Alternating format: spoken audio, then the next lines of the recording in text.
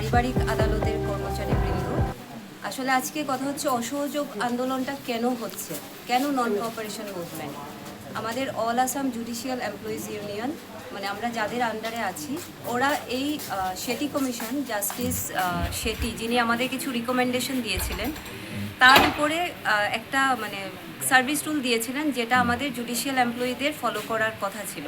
কিন্তু সরকার বিভিন্ন কাজে নানাভাবে সবসময় তো একটু থাকে, তাই আমাদের সেটা পূরণ করেনি।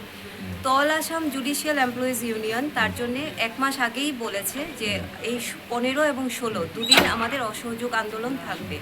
তো সেই ওদের কথার মতো আমরা আজকে এখানে সবাই মিলে একসাথে এসেছি। দাবি মানতে হবে, মানতে হবে, মানতে হবে, মানতে হবে।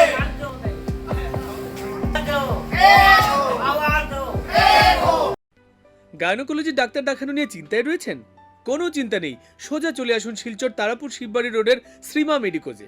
এখানে রোগী দেখছেন শহরের 2 নামী স্ত্রীরোগ বিশেষজ্ঞ ডাক্তার পিয়ালি নাথ ও ডাক্তার যশোধরা রায়।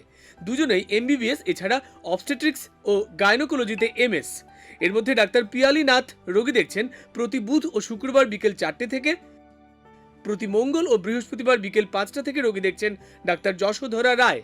ডাক্তার দেখাতে যোগাযোগ করুন 03842 268 311, 9435070359 এবং 86388 14614 নম্বরে। অনেকদিন মানে অনেক বছর আগেই মানে জাস্টিস শেটি কমিশনের কয়েকটা মানে ইয়েগুলো আর কি মানে কথাবার্তা অমীমাংসিত রয়েছে। যেমন জাস্টিস শেটি কমিশন সুপারিশ অনুযায়ী আমরা সার্ভিস রুল মানে করার কথা, কিন্তু এটাও হয়নি। আর 2 নম্বর হলো পুরাতন জেলাগুলিতে বেঞ্চ ক্লার্ক পদ সৃষ্টি না করা, যার ফলে বৈষম্য সৃষ্টি হচ্ছে এবং সমান কাজের জন্য সমান বেতন নীতি লঙ্ঘন করছে।